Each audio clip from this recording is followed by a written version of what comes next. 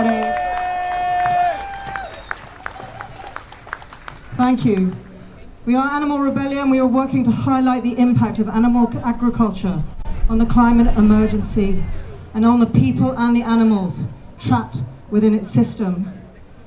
It is a privilege to be here today, 1 year after the murder of George Floyd, because we stand on a knife edge socially, environmentally, existentially. Our climate and ecological systems are collapsing. Our animals and our wildlife, the biodiversity we rely on to survive, are being decimated. People are dying. Injustice and inequality are everywhere. The system has failed us. The government has failed us, and it will continue to fail us. The police, crime, sentencing and courts bill is a threat to our freedom of speech and civil liberties. It will expand on racist stop and search policies. It will criminalize Gypsy, Roma, traveler communities' way of life, and it will destroy our ability to hold to account a government that is burst in colonialism, intoxicated by influence, steered by cronyism, driven by corporate interests. Every great advance in human rights has stemmed from protest, and we will not allow this government to take away that right.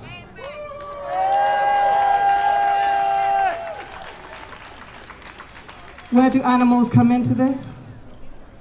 Because animal agriculture is one of the leading causes of climate disaster and ecological breakdown. And we are already seeing how those who have contributed least are bearing its most vicious impacts. Last year, the warmest on record, 55 million people across Afghanistan, India, and Pakistan and beyond were driven from their homes by intense storms and flooding, and 20 million of those were children.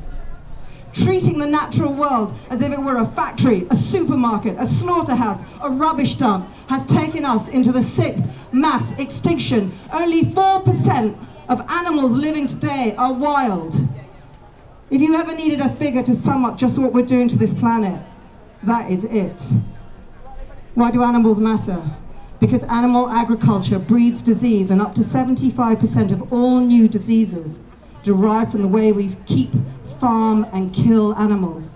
This pandemic is not the first, it will not be the last, and once again, the pernicious workings of structural racism has led to the disproportionate impact of coronavirus on BAME communities. And finally,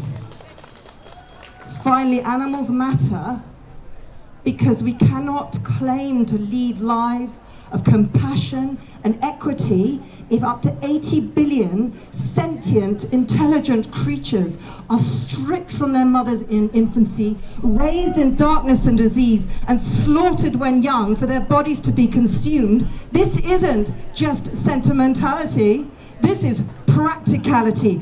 Every crisis we face today is linked by a historic willingness to subjugate and exploit those we consider different, whose voices we do not hear.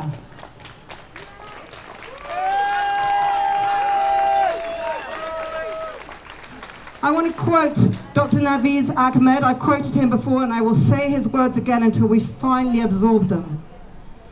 The convergence of events we are witnessing is a symptom of a wider process of global systemic decline.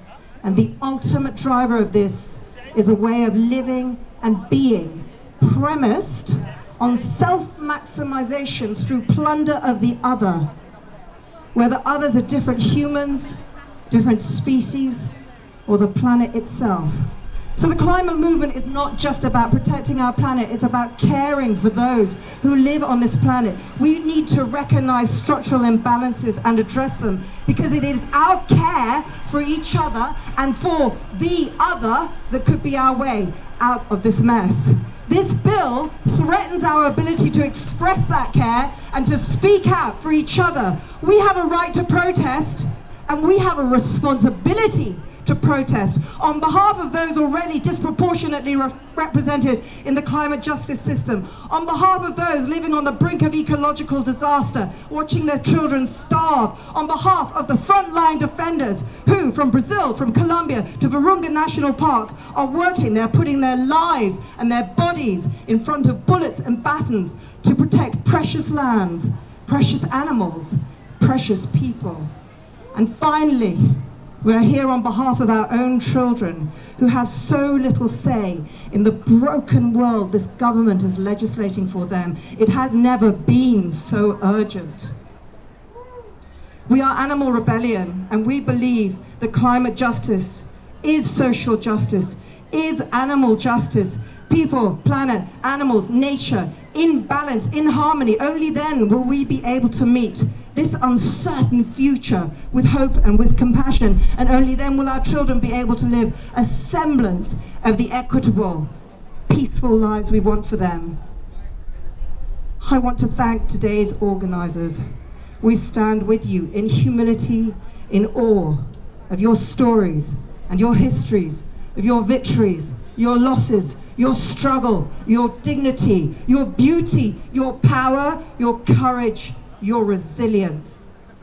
We stand with you in a celebration of diversity in unity, and we stand with you in the spirit of building a climate justice movement that refuses to sacrifice the marginless for the interests of the powerful.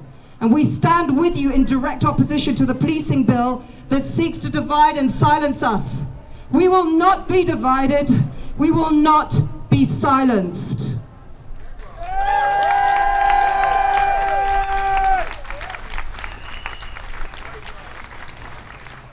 Look around you here today. All ages, all genders, all sexes, all professions, all religions, united. We need a vision to aim for. Today is it. Thank you.